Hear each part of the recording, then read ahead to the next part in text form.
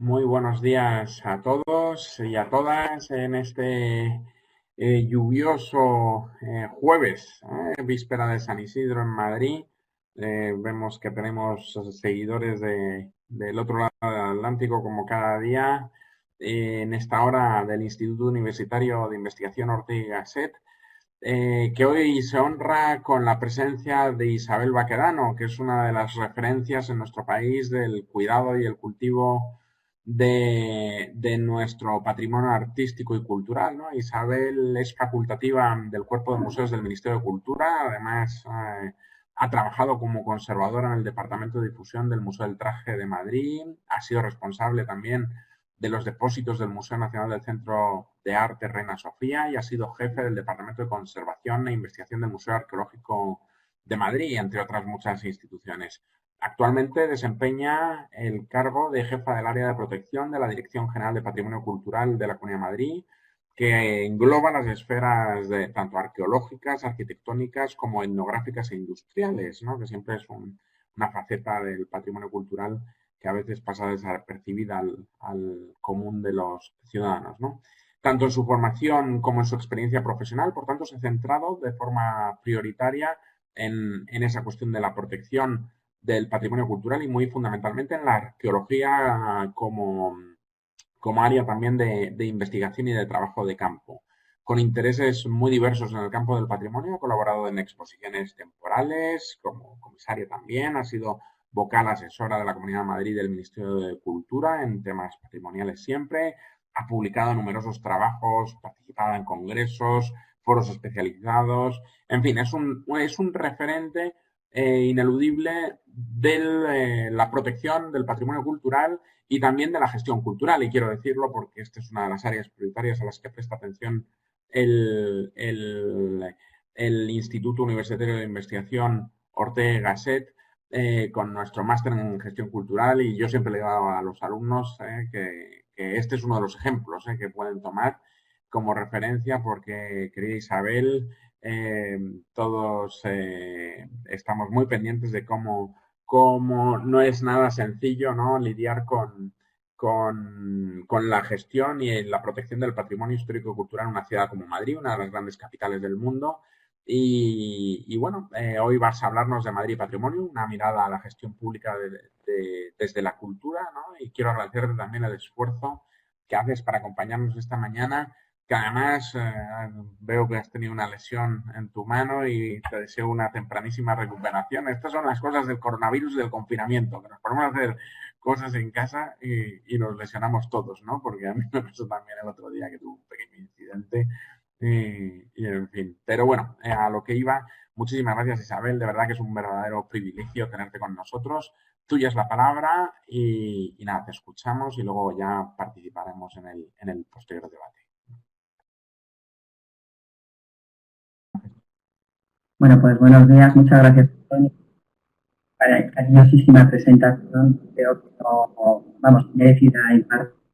Muchas gracias a la institución, a la Fundación, por haber pensado en mí a estar en esta conferencia. Desear a todos los participantes, de lado otro del Atlántico, ya que la oportunidad es total, pues que se encuentren bien ellos y sus familias en un momento tan complejo como es. Y luego voy a explicar un poco cómo he dado esta charla. Hablar de patrimonio es muy complicado, es un tema, ¿no? Los 20 minutos creo que van a como oyente. Y cuando hablé con Antonio, me preocupó participar y contar un poco la gestión de Madrid, la zona en la que estábamos, que hablábamos, que era mejor hacer alguna tipo de reflexión personal que tiene que ver con mi trabajo, que ha sido dilatado no por la importancia que trataba Antonio, sino por la actividad dedicada a esto. Entonces hemos tenido la charla desde dos puntos de vista distintos. Eso es una presentación, porque entiendo que como se van a quedar, lleno de referencias para ver si son como camino de punta, ¿no? Lleno también de miritas de los que no son especialistas en patrimonio, porque entiendo que habrá un público diverso, a plantearse cuestiones que yo me he planteado con toda, a lo largo de mi trayectoria. Entonces, por una parte, están esos pensamientos personales y por otra parte, he querido poner también en imágenes la gestión del patrimonio, el trabajo que desarrolla la Comunidad de Madrid con procesos y procedimientos. Y creo que es muy importante, a veces cuando hablamos de patrimonio, hablamos en una escala de espacio.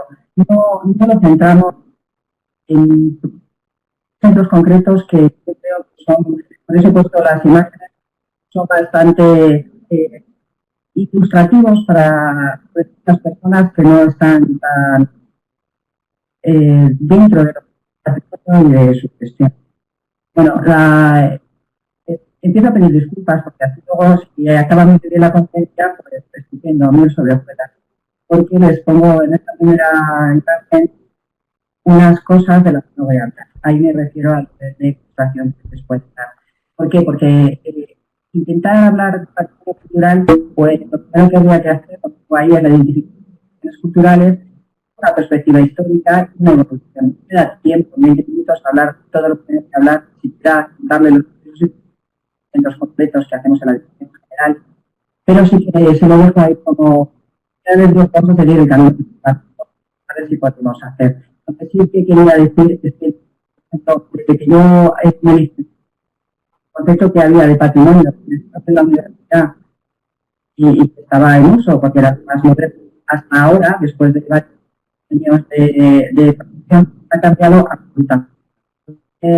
Quiero también que tengan ustedes en cuenta una cosa, yo denomino patrimonio legal, que son el patrimonio que parece que la legislación escrito, referenciado, a veces muy explicitado y otras veces y lo que consideran patrimonios emergentes, patrimonios consolidados, pueden poner ustedes el nombre que les parezca, porque el patrimonio emergente o consolidado son patrimonios que todos hablamos de ellos, que nos parece que están también dentro de la bibliografía científica, pero que no están en la legislación vigente. Les he puesto aquí en la portada de un libro del Plan de la Comunidad de Madrid, en web, vamos, se lo pueden descargar para ustedes. Esto de lo que es la investigación que estamos realizando, que desgraciadamente les voy a contar uno, pero que me sirve bien para explicarles a ustedes esto del patrimonio local. Por ejemplo, las publicaciones de la Guerra Civil en Madrid, la ley nuestra, la 3.7, se estaría dentro de este patrimonio legal. Está metido en la legislación y a mí, como jefa del área de protección, me obliga a conocerlo y a protegerlo y a trabajar con él las medidas patrimoniales. Mientras que, por ejemplo, otras comunidades autónomas es un patrimonio consolidado porque existe y se le está dando importancia, pero no está puesta la legislación vigente. Entonces, estos significados son importantes porque depende de ellos la organización y la gestión. Los patrimonios que están metidos legalmente en la legalidad, por alguna forma, nos resulta más difícil de... Isabel, perdona que te corté. Vamos a probar, porque el sonido está llegando con bastante dificultad. Te va a llamar un momento David, nuestro técnico, y te va a dar otra opción para intentar que mejore la calidad del sonido porque está llegando bastante difícil. Pedimos disculpas a los asistentes y pedimos un minuto de paciencia para poder emitir el sonido con mayor calidad. Un segundo y volvemos a retomarlo.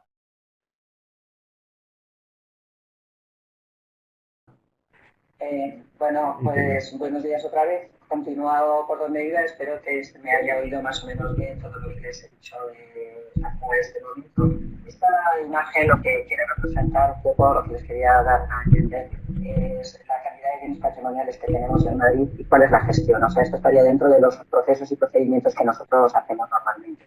Madrid es una de las comunidades autónomas más pequeñas del Estado español, 1,8% del Estado, ahí lo pone, 179 términos municipales, casi 6 millones de habitantes, que son más de casi el 14% de la población. Esto es muy importante porque denota la cohesión urbanística y a todos los niveles que tiene la Comunidad de Madrid en cuanto a la gestión de sus bienes patrimoniales. Y luego he puesto ahí una serie de datos de los bienes que conforman el patrimonio, 635 bienes de interés cultural, 1941 bien de interés patrimonial, 4.539 yacimientos arqueológicos, 3.375 bienes de interés general y cómo están distribuidos los BIC. No les voy a leer todo lo que está escrito en las presentaciones porque la he hecho así pensando que como habría gente que tiene interés por el patrimonio pero no está dentro de nuestro mundo, puede coger luego la presentación y eso que les sirva como el camino de pulgarcito para ir buscando cosas que les interesen. Pero me pareció interesante que se diese en cuenta un poco de la presión urbanística humana también que hacemos los propios madrileños en una superficie muy pequeña y cómo tenemos que plantear eso en la gestión general que nosotros tenemos del patrimonio. Fíjense de todas formas que les he puesto los yacimientos arqueológicos, 4.000 y pico. En otras diapositivas posteriores verán que ese número ha aumentado. Ha aumentado por lo que hablaba anteriormente de lo que es un patrimonio legal. Nosotros, al meter la ley del 13, las fortificaciones de la guerra civil, además de otros, es la transitoria segunda, pues si ustedes se lo quieren mirar, otros elementos patrimoniales que tienen una entidad ya dentro del cuerpo legislativo de nuestra comunidad, eso nos obliga nos ha obligado a arreglar o a ir profundizando nuestros catálogos, a inventar todos esos patrimonios y también todos los restos de la guerra civil, con lo cual, como los consideramos como dentro del paisaje yacimientos arqueológicos, el número de yacimientos arqueológicos ha aumentado en esta fecha, vamos, desde ese momento, con todos los estudios que hemos realizado desde la comunidad, exponencialmente a 1.000 y pico fichas más. Entonces, para que vean ustedes el descuadre de unos y otros. No sé qué le pasa ahora a la presentación, que tampoco se ve. Bueno, esto es el organigrama de la Dirección General. La Dirección General tiene cuatro subdirecciones, solo he puesto dos. Una somos las dos que trabajamos en Arenal, las otras son el libro y archivos. Y la que yo trabajo es la Subdirección General de Protección y Conservación y hay otra Subdirección General de Difusión y Gestión. Nosotros trabajamos conjuntamente, estamos todos en la calle Arenal y lo que he querido poner aquí es sobre todo a mi equipo. Cuando yo hablo es un plural majestático, pero detrás de mí hay un equipo de gente que trabaja y que trabaja mucho y que se cree mucho esto, que está formado por 12 arqueólogos, 4 arquitectos, una archivera, un técnico y 3 administrativos para hacer la gestión de más de 3.000 expedientes patrimoniales que hacemos anualmente. ¿Cuáles son las principales líneas de trabajo? Pues las principales líneas de trabajo que tenemos son las autorizaciones para intervenir en bienes de patrimonio histórico, que luego les contaré, las comisiones locales de patrimonio, la elaboración y la gestión del catálogo geográfico de los bienes e inmuebles de la Comunidad de Madrid, que como les digo, con estos nuevos patrimonios nunca acaba. Siempre estamos haciendo nuevos patrimonios, inventariándolos y es la forma de protegerlos, es conocerlos. Entonces, para nosotros es fundamental y la colaboración con cuerpos y fuerzas de seguridad del Estado. He puesto en esta diapositiva unas manos que se entrecruzan porque quiero que ustedes al final de esta charla, si se quedan con la idea de que el patrimonio es de todos y que todos lo tenemos que proteger, no es una protección piramidal, que nosotros hagamos lo que tenemos que hacer, mandamos y todos los demás obedezcan, sino que es o intentamos que sea una protección en la que toda la sociedad esté involucrada. Estos son los expedientes básicos de protección que tenemos. Bueno, los dejo ahí para cuando ustedes puedan ver las diapositivas que lo vean, que están relacionados con las autorizaciones de proyectos de cualquier tipo de actuación que se vaya a hacer en un bien o en un espacio que esté protegido, de los que tenemos nuestros catálogos, los informes especiales de planeamiento y los instrumentos de planeamiento también. Y están relacionados, nosotros como gestores tenemos que basarnos en la legislación vigente, básicamente nuestra ley, la de patrimonio de la 313 y también la ley del suelo del 2001 y la ley de impacto ambiental, de evaluación ambiental, que son importantísimas. Esto está dentro de los procesos y de los procedimientos. Ahora vamos a ir un poco a lo que no pensamos, pero que está ahí y que es el fondo, yo creo, de la importancia, ¿no? Que la importancia que tiene el patrimonio, su dimensión económica y cultural. De esto ya se han hecho tesis, muchísimos trabajos, desde el 96, que es la primera que vi yo, que hablaban de esto. Yo no voy a hablar del valor intrínseco que tienen los cuadros, los edificios, sino de la importancia en el PIB, en el Producto Interior Bruto del país. La construcción, que es el quesito de arriba, suponen el 23% del PIB del país y las actividades culturales, todas en general, audiovisuales, etcétera, el 6,9%. Esto quiere decir que los profesionales que trabajamos en este ámbito, que además vos profesionales con una alta cualificación en todos los medios, pues aportamos bastante al PIB, nuestro propio trabajo como tal, y también influimos mucho en un PIB tan importante, en nuestro caso, de la gestión, y todos los arqueólogos, los restauradores que trabajan, arquitectos que hacen rehabilitaciones de edificios históricos, etcétera, etcétera, pues intervienen e influyen de alguna manera en una cosa que todo el mundo, todo el país, toda la sociedad entiende como que es muy importante, que es la construcción, el valor económico y todas estas historias. Entonces yo creo que los modelos de gestión pueden modificar y a la vez también ese concepto de patrimonio, teniendo en cuenta que tenemos que movernos en toda esta dimensión económica que nunca se plantea. Yo creo que es un problema también metodológico y conceptual, porque ya les digo que si quieren meterse en este mundo encontrarán miles de tesis doctorales, de estudios, proyectos de investigación, etcétera, etcétera. ¿Cuál es el problema que le veo yo? Y también todo esto es una opinión bastante personal que viene relacionada con el ámbito de trabajo que llevo haciendo durante bastante tiempo, es que somos, y permítanme la expresión coloquial, el ejército de Pancho Villa. Por un lado vamos los arqueólogos, por otro los historiadores del arte, por otro van los técnicos, los restauradores, la gente que hace turismo cultural, pero no hemos hecho, y yo creo que eso es un problema y deberíamos planteárnoslo alguna vez, trabajos conjuntos de pensar cómo debemos cambiar esto o cómo debemos evolucionar para que el trabajo sea mejor y sea positivo para toda la sociedad, ¿no? Ahí lo dejo.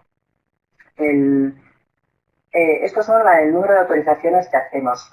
Para que ustedes se den cuenta, nosotros hacemos autorizaciones arqueológicas, no lo veo muy bien, me lo tengo que acercar más, perdonen, actualizaciones de bienes de patrimonio histórico, de planeamiento, planes generales y modificaciones del planeamiento e impacto ambiental. Esas solemos hacer unas 1.500 más o menos al año. Aquí tienen los datos de los últimos años, por si a alguno le interesa volver a la presentación. Estas autorizaciones que así en plan dichas genéricamente como número de expedientes y que puede sonar muy burocrático, y tiene su parte burocrática, por supuesto, les he puesto unas imágenes de en qué las hacemos. Intervenimos sobre bienes de inmuebles del patrimonio. Los bienes muebles los lleva a otro área, mi colega y amiga Carmen Jiménez, que yo por eso no los voy a tratar aquí, aunque forman parte del patrimonio y eso no hay que explicarlo, ¿no? Entonces, las autorizaciones que nosotros hacemos, no solo la autorización, como les digo, burocrática, y las hacemos sobre ermitas, iglesias, edificios históricos, civiles y particulares también, públicos. Y cuando hacemos una autorización de estas, estudiamos los proyectos y vemos cuáles son las características técnicas del proyecto y cómo eso se adecua en la protección del patrimonio que tenemos que salvaguardar. Entonces, estas son algunas, y luego las que les decía, pues de las autorizaciones, los proyectos de impacto ambiental, de las grandes carreteras, las grandes infraestructuras. Ahí estamos siempre nosotros, siguiendo las obras y viendo lo que aparecen. Los dos dibujos, bueno, son distintas imágenes de Madrid, de intervenciones de Madrid, y el dibujo de la derecha, vamos, de arriba, y el de abajo es un poco lo que ven las constructoras, de lo que les he hablado, de cómo tienen que ir rápido y lo que tienen que hacer, y en el otro he puesto lo que vemos nosotros.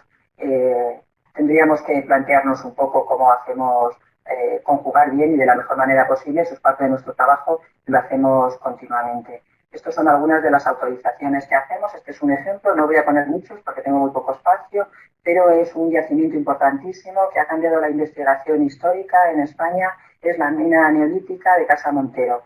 Se encontró, siguiendo la traza cuando se estaba haciendo los arqueólogos de la M50, se excavó una parte de la mina, la otra parte se ha quedado como una reserva arqueológica, y se desvió un poco el trazado de la M50 que pasaba justo por encima para proteger la parte que no se excavaba. Estos son los tipos de procedimientos y procesos que nosotros hacemos.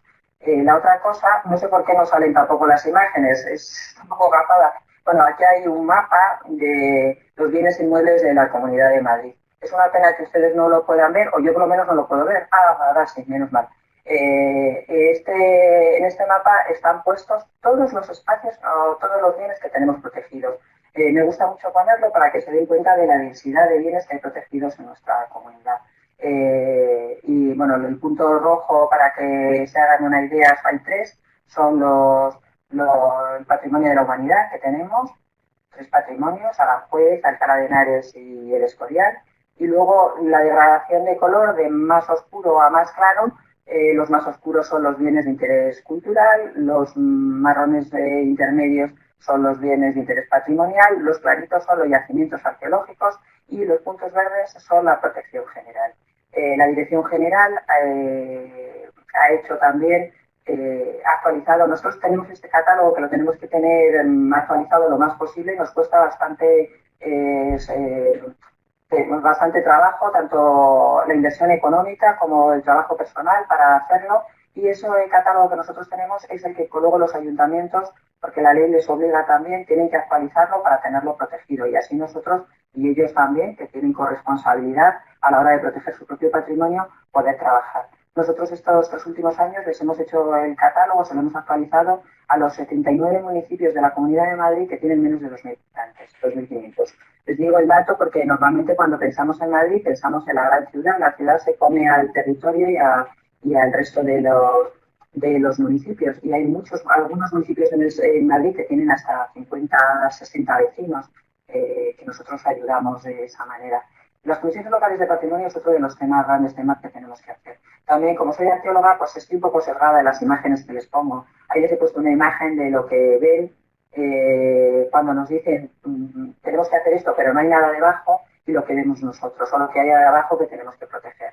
Es muy importante para nosotros, en las comisiones locales de patrimonio solemos hacer nuestros 1.500 o un poco más expedientes. Hay 16 conjuntos históricos en Madrid y cada conjunto histórico tiene una comisión local. Las comisiones locales son mixtas, están el ayuntamiento y nosotros, y otros técnicos de otras áreas, por ejemplo, de arquitectura, de la Comunidad de Madrid, en fin, son bastante prolijas y para mí son muy importantes porque tienen un valor fundamental que es el hacer ciudad. El controlar todos los edificios protegidos en las áreas protegidas también hace que, bueno, en estas comisiones se discuten temas de, pues, desde un letrero luminoso o el cambio de una puerta a un cambio absoluto en un edificio protegido.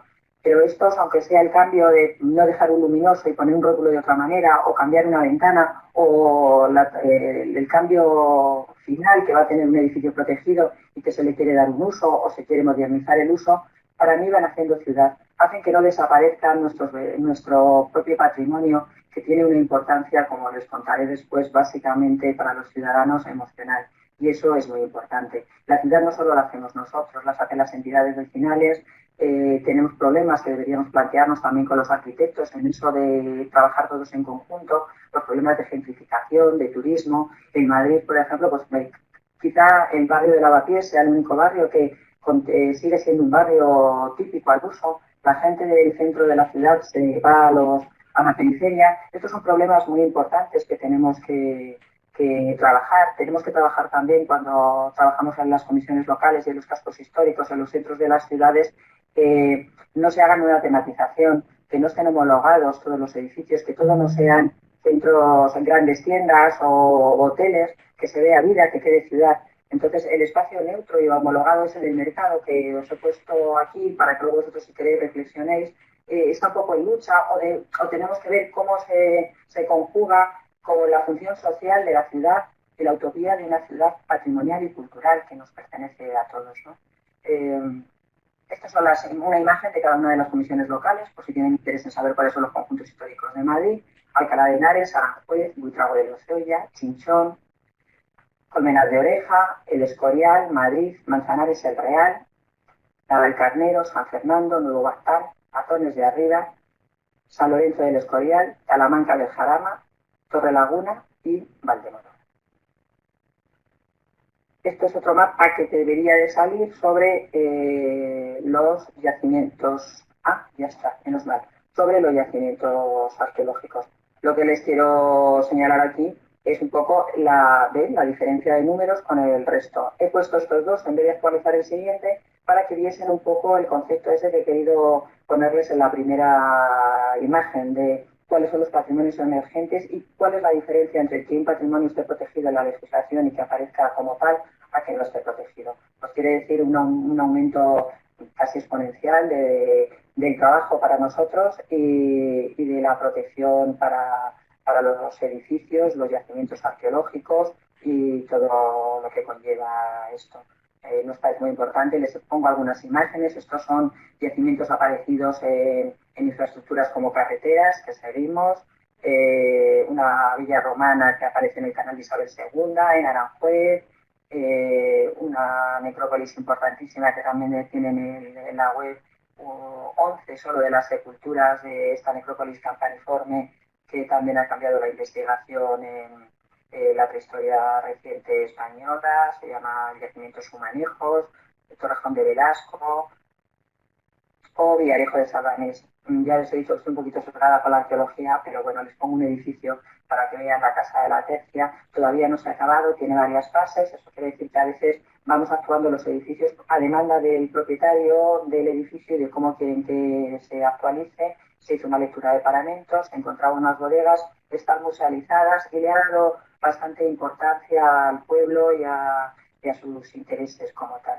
Y luego a los sitios como Titucia y los bienes de interés cultural, ya les he dicho que hay bastantes. Esto lo vuelvo a nombrar a mi colega Carmen, pero no quería dejar de enseñarles un poco cómo se hacen las delimitaciones de bienes, los espacios que ocupan mucho más del ayuntamiento y cómo también los ciudadanos, al afectar, cuando nosotros publicamos para hacer una mención de BIP, vamos a todos los interesados diciendo que su terreno, su casa, pasa dentro de un BIP, pues como en el fondo también son muy generosos, porque el que estar metidos dentro del BIP les produce unas ciertas incomodidades, entre comillas, pero es verdad que también vale para el desarrollo de los municipios y son muy importantes como tal. Ahora voy a hablar de todos los temas que me interesan mucho. No sé cómo voy de tiempo con todas estas cosas. Si me tenéis que cortar, Antonio, pues hacerlo. Es lo que Tranquila, Isabel. Tú tómate tu tiempo. Como hemos empezado tarde, tómate unos minutos más, 10 minutos. Las imágenes que he puesto son del Louvre y creo que son muy ilustrativas. Y es un artículo que leí hace mucho de Julián Marías, que me hizo reflexionar sobre esto que llamo yo el Homo Turisticus. Es exactamente el Louvre y la sala de la Gioconda. Si las ven ustedes, a la de arriba es la fila para entrar en la sala.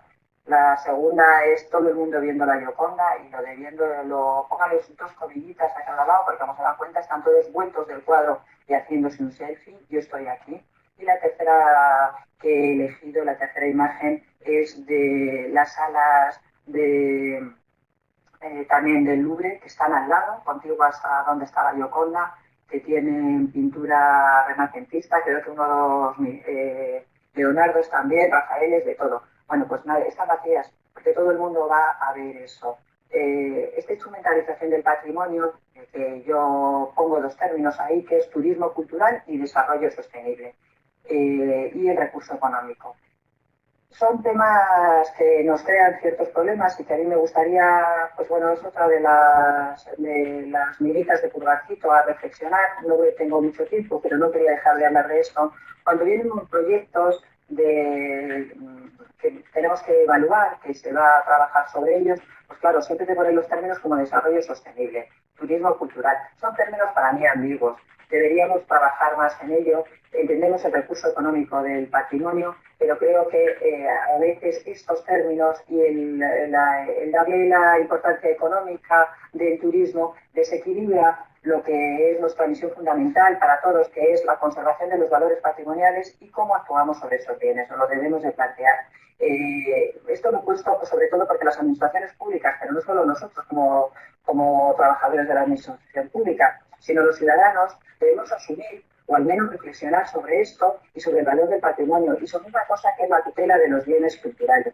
Esto es un tema que, como estoy encerrada, aparte de trabajar telemáticamente, que me parece un horror porque nunca tengo tiempo libre, pero sí que es verdad que me hace reflexionar el que ni el Ministerio ni nosotros, como administraciones que vamos debajo, hemos tenido un programa de tutela de esos bienes culturales. Para mí esto es verdad que estamos en una situación de emergencia, en una situación nueva, nunca se había planteado y a veces los acontecimientos nos hacen tener que empezar a reflexionar sobre cosas que no habíamos pensado y que deberíamos plantearnos en un futuro. Yo creo que la tutela patrimonial no la deberíamos plantear, porque igual que los museos, que como tienen guardas de seguridad y estos estaban en la fase cero como personal imprescindible, o las bibliotecas o los archivos están vigilados, hay otros monumentos, otros edificios, yacimientos arqueológicos que tenían un guarda a lo mejor, algunos de Castilla y León, pues por poner un ejemplo, y esa guarda no estaba dentro de esto, de esa fase de gente imprescindible que no se podía mover, no podía ir a su puesto de trabajo, tampoco puede trabajar telemáticamente, pero eso no es lo importante. Lo importante es que estos edificios han quedado desprotegidos, o están desprotegidos, o van a estar desprotegidos durante el periodo de la crisis, y eso no lo tendremos que plantear. Y luego la explotación económica del patrimonio, que a mí me parece bien, entiendo que la mejor forma de conservar el patrimonio es que tenga un uso, pero hay que hacer evaluaciones previas antes de que se produzca el impacto sobre el patrimonio, porque el patrimonio es muy frágil y además no se puede recuperar, con lo cual debemos tener muy claro qué tenemos que hacer, qué podemos hacer y qué no, para que no se produzcan esos impactos negativos que luego son irrecuperables. Y me preocupa mucho en esto la infantilización de los contenidos. Hay dos ejemplos que yo pongo muchas veces. Uno es la ciudad de Cartagena, de la que yo estoy enamorada. No voy a pararme en ella porque no me da tiempo a hablar, me parece, por el tiempo que llevamos, pero han hecho del patrimonio cultural su emblema. Y luego hay otras cosas, como el Puy de Foix, este que se está montando se ha montado ya en Toledo, que yo creo que está más en una infantilización de contenidos, que deberíamos plantearnos, yo no digo si sí o si no, pero habría que pensar cómo hacemos estas cosas. Esto de la arqueología y el paisaje lo pongo porque voy a hablar ahora del patrimonio y de la sociedad. Hay que tener en cuenta que toda la evolución del patrimonio también ha tenido, no solo es una evolución conceptual bajo mi punto de vista, sino también una evolución social. Antes se ha producido un cambio conceptual importantísimo que va en ayuda de los que intentamos proteger desde la administración. Nuestro trabajo es este patrimonio cultural que nos pertenece a todos. ¿Por qué? Porque la gente antes lo veía pues, como una carga económica, como un freno al desarrollo. Sin embargo, luego se pasó a ver como un activo económico que mejora también los conjuntos de la sociedad. Han aparecido nuevas profesiones que tienen que ver con la difusión de este patrimonio, son siempre empleos de calidad que son importantes, pero no nos podemos acercar a él de una forma crítica. Es importantísimo y yo creo que lo hemos conseguido, que la sociedad ha entendido muy bien y reconoce el patrimonio como propios, pero debemos de tener en cuenta los modelos de gestión, no todos son idóneos. Vuelvo a la palabra de mis reflexiones durante el coronavirus, como me han dicho que hable de eso, pues es tutela. Toda esta participación ciudadana, y ya les he dicho que yo soy contraria a la estructura piramidal, que estamos arriba y defendemos y los demás son meros receptores de nuestras opiniones. Entiendo que la acción social y la concienciación del patrimonio es un elemento fundamental para la protección. Cuando la sociedad entiende que el patrimonio es importante, entiende que haya políticas para proteger ese patrimonio, entiende que parte de sus impuestos vayan a la protección del patrimonio y todo esto tiene que estar dentro o avalado al principio, como lo pongo ahí, por una investigación. Y la investigación a la que me refiero no es una investigación al uso universitaria, que también, sino una investigación de todo, de que están nuestros procesos y procedimientos, de lo que les estoy hablando, una investigación de procedimientos de restauración que se hacen en los edificios, de I+D, de todos los tipos. La concienciación yo creo que empieza desde el colegio, por eso he puesto esas imágenes. Perdón. Voy a ponerles algunos, ya estoy acabando, no se asusten del rollo. Algunos proyectos de arqueología social que estamos haciendo, 3 básicamente por el momento. En la Caliza, el hoyo de Manzanares, esa es la excavación. En el Boalo, vamos a empezar este año en el Castillo Viejo de Manzanares del Real.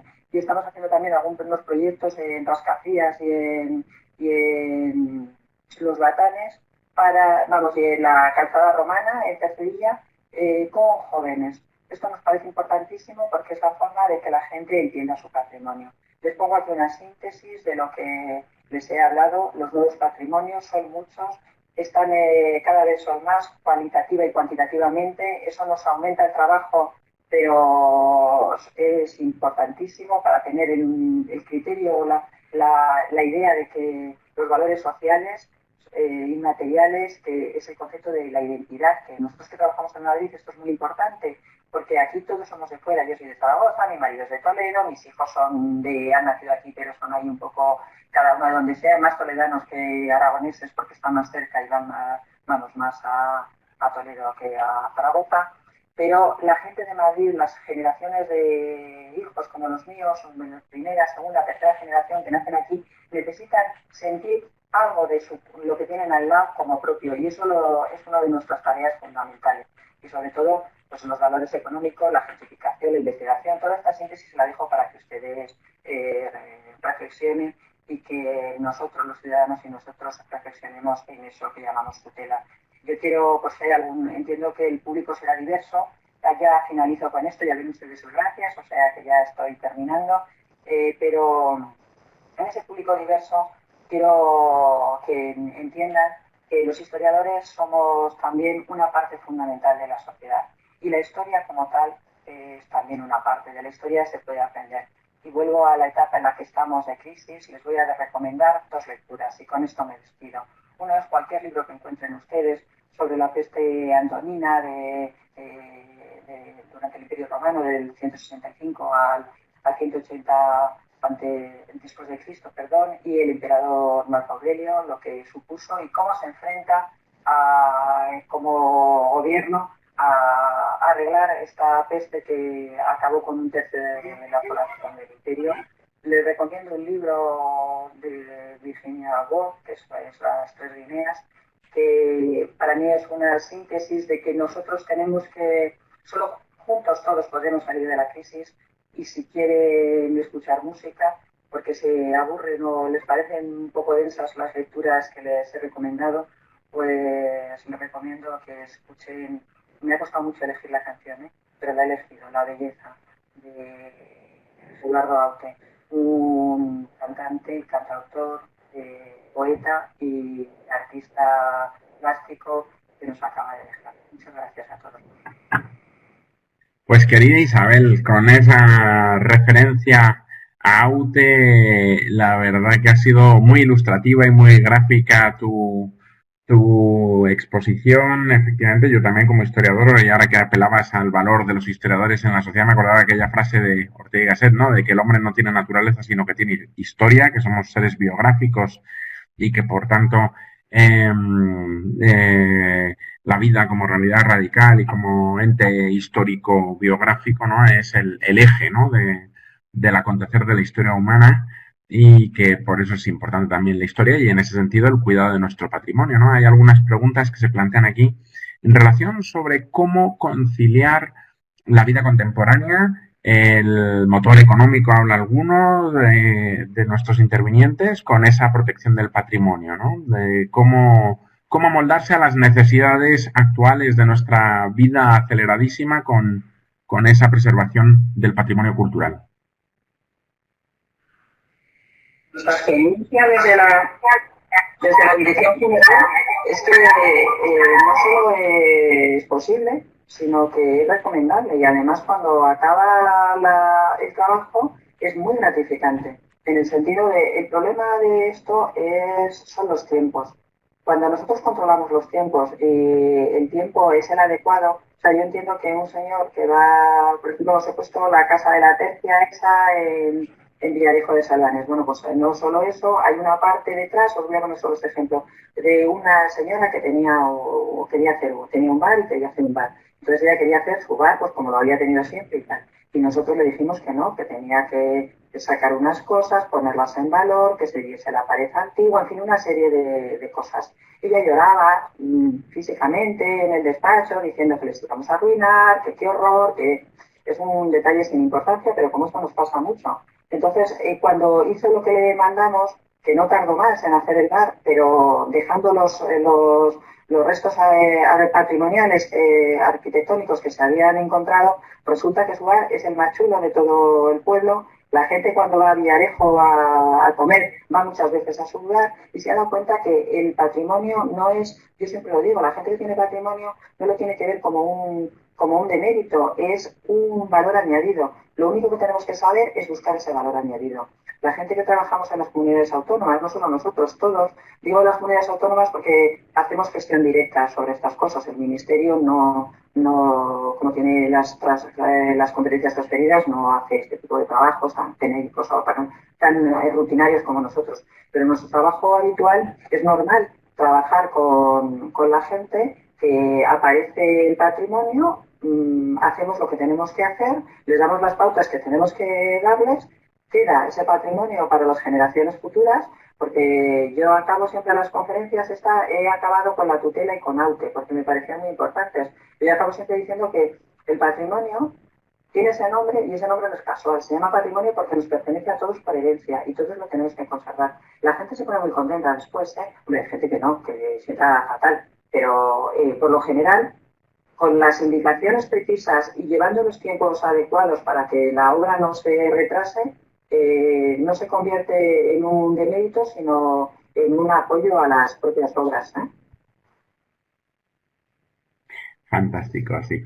Oye, hay una pregunta de Agustín Cáceres que pregunta y añade cómo conciliar o cómo nos ayudan las nuevas tecnologías a la conservación y difusión del conocimiento del patrimonio cultural y añado yo también qué papel juegan ahí o pueden jugar las redes sociales. Que eso es importantísimo. O sea, las nuevas tecnologías, nosotros no podemos, no somos analógicos. Y mira que yo tengo problemas con el ordenador, que soy una señora mayor, ¿eh? Pero no somos analógicos ya. O sea, nuestro mundo es inconcebible si no utilizamos la tecnología. De hecho, ahora estamos todos encerrados y gracias a que tenemos banda ancha, quizá la más grande de Europa, pues nos podemos conectar y eso es muy importante. Entonces, tenemos que utilizar todos esos medios porque están ahí y además porque son muy buenos y sirven para lo que yo hablo muchas veces de la concienciación. Para mí lo más importante del trabajo que nosotros hacemos es que los ayuntamientos, la gente que vive, entienda el patrimonio como suyo. Por eso yo doy importancia a las asociaciones de todo tipo que tienen que ver con el patrimonio y que nos ayudan. Entonces, creo que es otro instrumento más y además son instrumentos positivos que nos pueden ayudar. ¿Por qué no? Las nuevas tecnologías permiten que gente que está, dice un señor que se ha unido desde Sudamérica, no me acuerdo el país, desde Chile, pues pueda ver a lo mejor el patrimonio que hay en Madrid o en Cáceres o en Burgos o en cualquier otro sitio y acercarse a él y conocerlo y reconocerlo. Eso es muy importante. Entrando en la parte final de nuestra intervención, hay una pregunta de Daniel Villegas que recuerda algo que entronca directamente con la tradición liberal y con nuestros dos titulares, con Ortega y Marañón, ¿no? Ortega y Marañón asistieron al boom donde se empezó a distinguir, en los 20, 30, la diferencia entre viajar y hacer turismo, ¿no?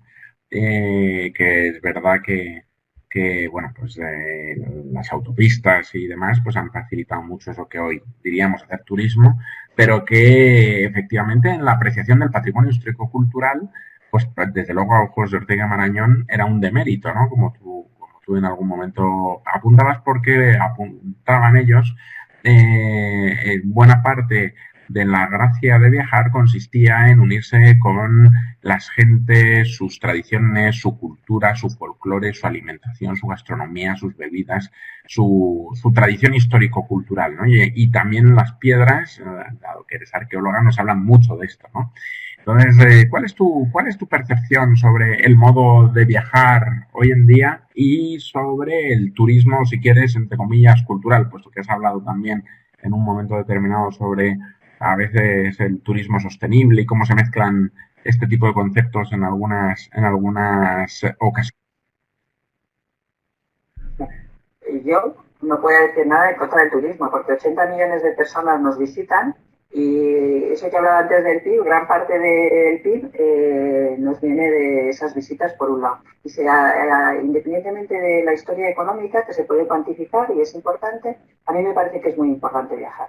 Viajar quita muchos complejos, quita muchas tonterías, perdonar por el tema, el uso coloquial del lenguaje, y te ayuda a ver al otro. Y ver al otro y conocer al otro te hace entender al otro y apreciar al otro. La gente que no sale nunca de su casa, de sus sitios y de sus pequeños nichos o grandes nichos vitales, pero no se enfrenta con el otro, le falta una parte de la cultura y de la humanidad. Y conocer al otro y reconocerlo es muy importante. Yo creo que cuando he hablado de infantilización del turismo, yo eso no lo veo tanto, el problema no lo veo yo tanto en los turistas que vengan a hacer turismo cultural, o nosotros mismos cuando en un momento determinado somos turistas que vamos a hacer turismo cultural, que es del que yo estoy hablando, no de sol y playa. Yo creo que el problema no es de ellos.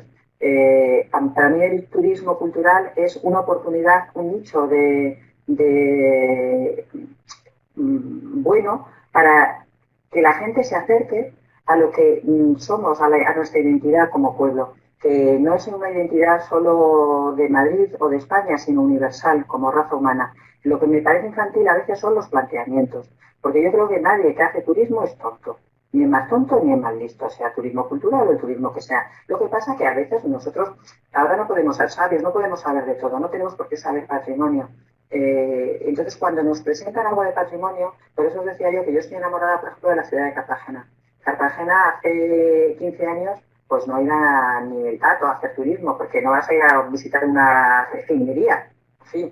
Pero han apostado por la cultura, en este caso por la arqueológica, pero podría haber sido por cualquier otra. Entonces tienen, bueno, el Museo de Arqueología Subacuática del Ministerio de Cultura, pero tienen su museo provincial. Han hecho un museo maravilloso con un edificio de Moneo, que la última sala es la visita al teatro, toda un área que está dentro de la ciudad y que era una zona marginal de viviendas de los años 50, han quitado esa marginalidad de ahí y lo están excavando.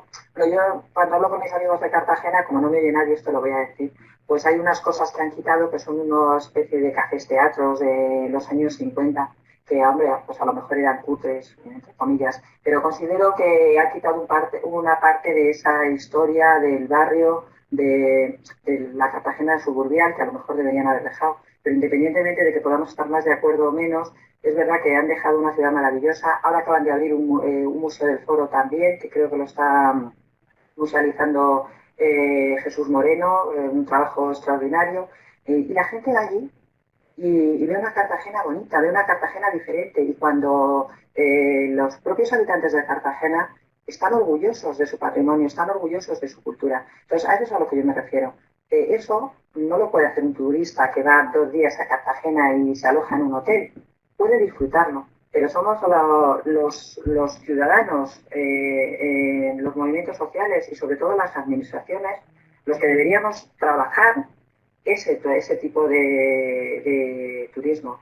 Porque para mí eso lo que hace es que, aparte de darles el propio valor a los cartageneros de su propia historia, que es muy importante y sentirse orgullosos de eso, la gente cuando va a ver Cartagena ve una Cartagena distinta, tiene inputs patrimoniales que están incluidos dentro de su viaje diario y cotidiano. A mí eso me parece bastante más interesante, pues, que lo que os decía de lo que se va a hacer en Toledo, que no lo voy a criticar mucho porque no lo conozco, pero me parece que hacer un sitio donde hay espectáculos de fuego, no sé qué, los vientos franquistas, en una ciudad como Toledo, pues me da un poco, creo que eso es a lo que me refiero, debemos de huir de esa infantilización, entiendo. Bueno, pues con esta reflexión sobre el modo de entender y comprender el viaje y el turismo en los inicios del siglo XXI, vamos a despedirnos. Yo, para aquellos miembros de la comunidad Ortega Marañón que no hayan visitado Madrid mientras te escuchaba, y dado que estás al frente de esa dirección, ¿no? Y de esa oficina de preservación del patrimonio cultural, recordaba una serie de documentales que seguro que se puede encontrar por internet y que vi no hace mucho yo creo que era en la televisión autonómica, en Telemadrid, que es una visión de Madrid desde el aire, ¿no? Y donde se hace una visita a toda la comunidad autónoma, que normalmente nosotros asociamos, ¿no?, a los grandes museos o al Escorial, como tú has señalado, ¿no?, a Aranjuez y Alcalá de Henares, pero que efectivamente tiene un riquísimo patrimonio que ahí se puede apreciar y valorar enormemente. Y a todas aquellas personas que vayan a visitar la ciudad en los próximos tiempos, una vez que nos dejen movernos, ¿no?, pues seguro que les dan buenas ideas para disfrutar de nuestra región, ¿no?